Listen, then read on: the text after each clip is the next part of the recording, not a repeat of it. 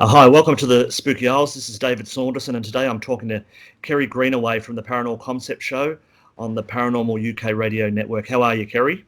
Hello there. I'm fine, thank you. Long time we haven't spoken for ages, but yeah, it's great to catch up. It has been. How is life at Canvey Island at the moment in Essex?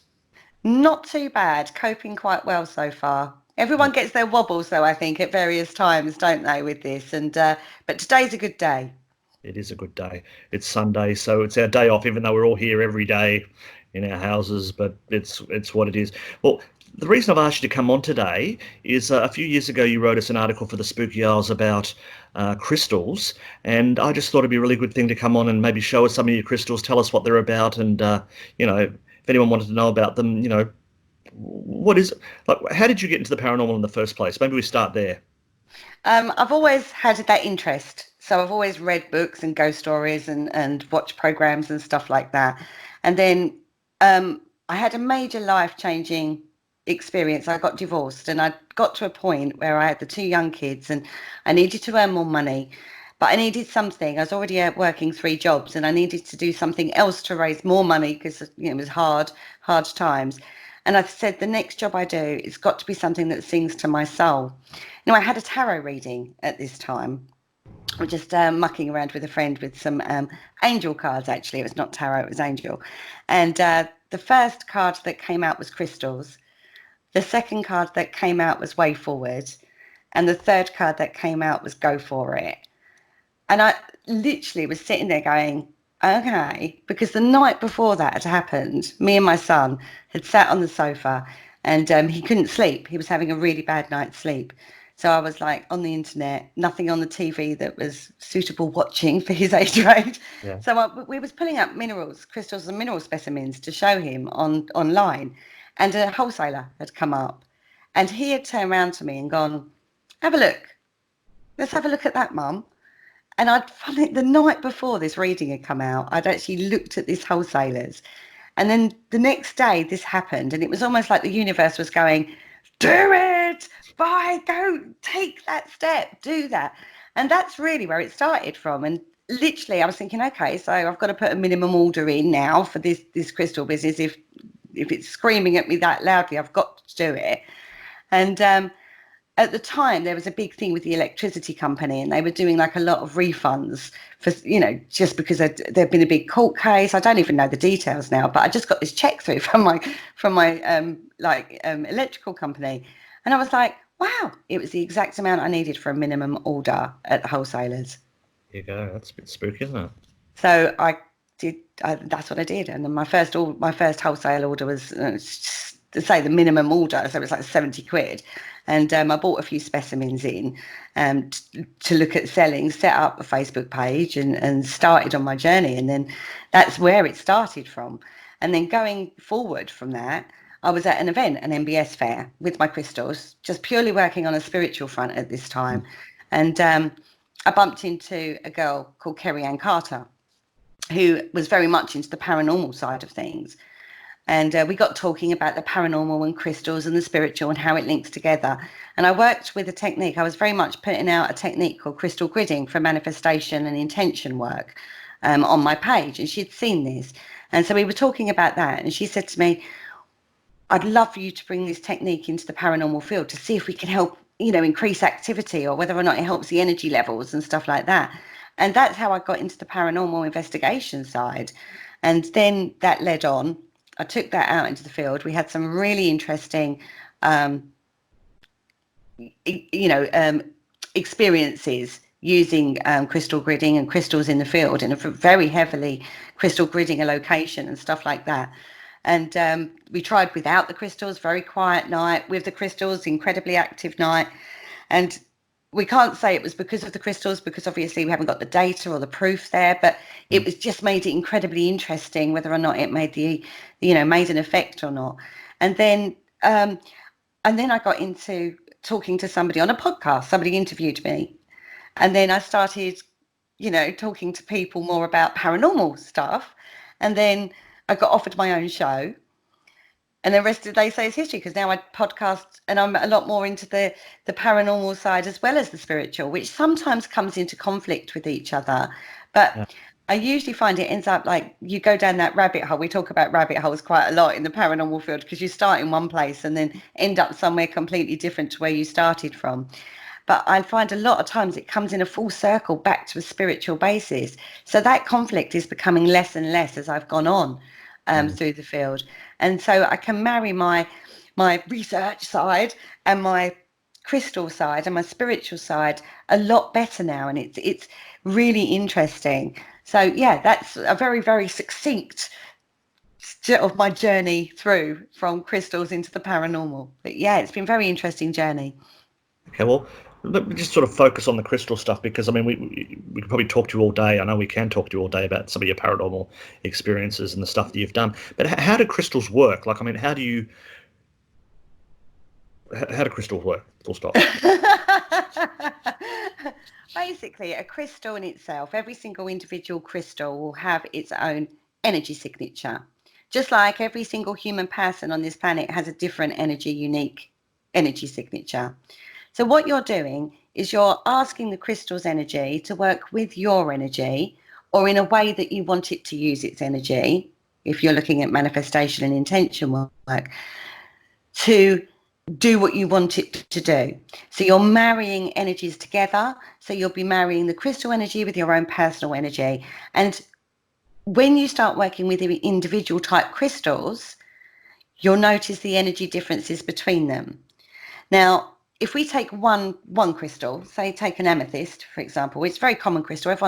Most people have got one in some shape or form. This one is just one I've got. This is one of my little amethyst crystals, the purple one, as people call it. You could walk into a room full of that crystal and only be drawn, and that's pulled to, or like, one of those crystals in that entire room. And that crystal will have the energy signatures needed for your own personal signature. So it'll work with you the best. That's why we talk about being drawn to a crystal. Now, every single crystal on this planet will have a different energy signature, as I've said.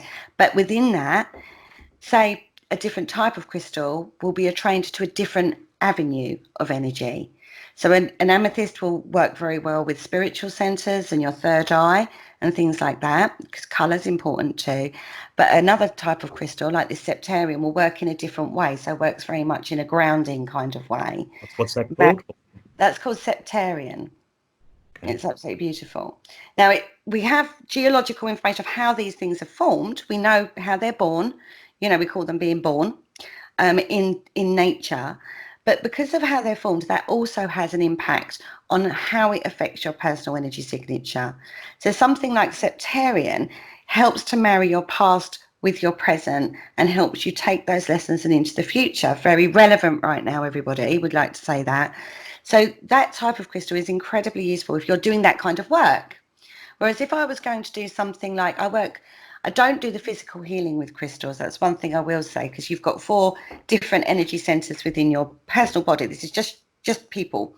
You have mental, emotional, physical, and spiritual. And crystals will hit those 4 energy centers in different ways.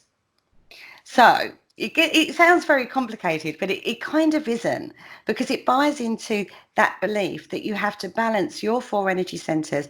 Using crystals, you can help balance those energy centers to fulfill your greatest potential. And that's basically what crystal work is. It's about using the energy signature of a crystal to help balance you and, increase your levels that you need to do the best thing you possibly can be, to be the best thing you possibly can be, or send that energy out to help affect the universal or individual that you want to direct that energy to. So there are lots of different ways you can use crystals for. That's a very brief overview, but that is the basic intention when you do it. And I don't know very few people that haven't got at least a couple of like little tumble stones, the little shiny ones like these. I don't know if you can see that. These little kind of tumbled stones that you can pick up in gift shops across multiple tourist locations. And actually, if you look, a lot of kids will congregate around the crystal section of these tourist shops for the crystal section rather than the crappy toys. They'll seem to want to play and touch a lot more than if you take them into a cuddly toy section. They might pick them up and go, oh, and then put them to one side. But with crystals, they'll spend ages playing with them and touching them and feeling them and wanting them. And that's because they're feeling the energy from these crystals. They are a lot of people call them sentient beings that you can work with to help create it. There's lots and lots of different ways you can work with crystals. Well, can you give us an example of how you would maybe use a crystal in a paranormal setting? Like if, say, you would give us an example of, say, if you were investigating a potentially haunted place, how would you use a crystal? You were talking about a crystal grid before. Yeah, the way I work with crystals, I mean, you can use them in lots of different ways. You've got scrying glasses and pendulums and, the usual things that people come out. But I use a technique called crystal gridding. Now, crystal gridding, again, this is going to sound very complicated, but when you actually see it in action, it's not so bad, is setting out crystals in a geometric pattern set to a specific intention. So the intention in a paranormal investigation would be to bridge the gap between spirit and you. So rather than you going, take my energy, use my energy, you're providing them with an energy source. Okay. Yep. And a medium which they can cross over easier.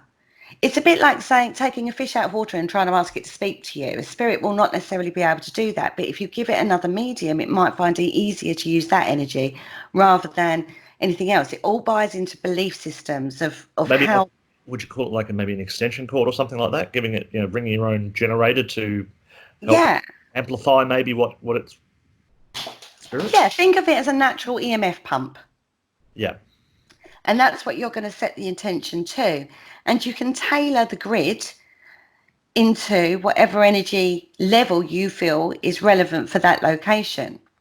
So if you think that this, if your intuition is telling you that you've got a frightened child, or you've got you could add crystals in that would take fear out of the situation. If you've got something that's nasty and maybe possibly a little negative, you could put more boundaries and grounding and a way of communicating rather than physically showing that. You know what I mean? So you're basically putting a tailored energy pump into the location for the spirit to use, but use the energy from the grid, but also to help provide an easier channel for them to communicate. We did a really interesting experiment at Rotham Tower recently, and we locked off a room. Everyone removed themselves from the building, went back to the hub. We had a phone line going on. So mobile phone left in there, called the mobile phone, answered it, left the room. Everybody was in the hub, and the crystal grid was set up. And we were asking questions over the phone. And we got some really interesting noises and movements going on. And as we were talking, it sounded like there was a man talking over us in the background. Okay. And we couldn't make it out. It was going, no, speak clearer. And it was really strange because there was nobody in that building. And Rotham Tower is quite isolated. You can't, this was quite a while ago now, back in November, when we was allowed to go out. But that was really, really interesting. So we've taken the audio from that, and we're trying to split the audio to see if we can, split the audio from what was being heard in the room to what we were hearing and what we were saying. So it's proving very, very interesting by using this method of energy use in the paranormal field. Like whenever I do a Ouija board session or something like that, I will surround the Ouija board with crystal. I'll put quartz crystal around the Ouija board in tumblestone form, just like your basic humble tumble, we call them, just basic little quartz tumblestones. I'll surround the board with that to help maybe give the spirit energy, to more energy rather than them taking it from you. Because how many times we hear it all the time, take my energy. You shouldn't be allowing something, or anybody, even in normal life, we've all come away from a conversation where we felt drained, and where you feel like, oh God, they drained my energy. It was just exhausting dealing with that person. And you're giving permission for a spirit to do that. And you shouldn't. That's a boundary thing. You shouldn't allow that anybody or anything to drain your personal energy. So if you can give it an alternate source of energy, that's only got to be a good thing. Yeah. So where's the best place for people to get these, or to choose them, I suppose? You've showed us a range of stones there, or crystals there. I wouldn't have the first clue which one to get. What would be your first stone or first crystal would you suggest people get? I would go for a quartz, some form of quartz. Yeah, whether that be, and to be fair, that's what most people start with, which would be a rose quartz, or amethyst, or a clear quartz. They're always a good choice to start with. They're very clean in energy, and they're very easy to work with. You'll see very good. Some of the crystals are very subtle in their energy, and it takes a little bit of work to work out what the crystal is doing for you on a personal level. But if you get a quartz or something like that, they're very, very good at working with you quite quickly. And you can, when you're doing your meditations and stuff like that, if you work with a quartz crystal, you'll notice the difference between just sitting there and trying to meditate and then meditating with the crystal. So my first port of call for if anybody was wanting to start would be part of the quartz family. As I say, most people get drawn to either the amethyst or a clear quartz. This is a clear quartz boulder, which is absolutely stunning. Yeah. All the inclusions in it. Are they quite expensive? Depending on what you buy, a tumble you can pick up for as little as £1. And don't underestimate the size of a crystal. The smallest crystal can be the most powerful thing. There's a crystal out there called moldavite, which is tiny. You can only get small pieces in it, but that literally blows your mind. It can cause really, the energy signature of it is so strong that whilst using it, you can come out with really bad headaches and really feeling very heavy. And it's the tiniest thing. You know what I mean? You can get larger pieces about that big, but even the smallest one, so powerful. So size doesn't matter with crystals. You know, everyone goes, oh, the bigger the better. You know, I need a big church or something like that. A humble tumble can give you just as much power as a bigger piece like this. I mean, these are both quartzes, and you can get just as much from a little tumble stone as you can from a big boulder. What should people be wary of? What are the pitfalls? Because I mean, when you're buying things, how do you know you're doing the right thing? Go with your intuition. This is where if you walk into a spiritual shop or a crystal shop, it's a bit like going into a clothes shop. You get a bit overwhelmed and you go, I like that, and I like that, and I like that, and I like that. But you're not thinking about it.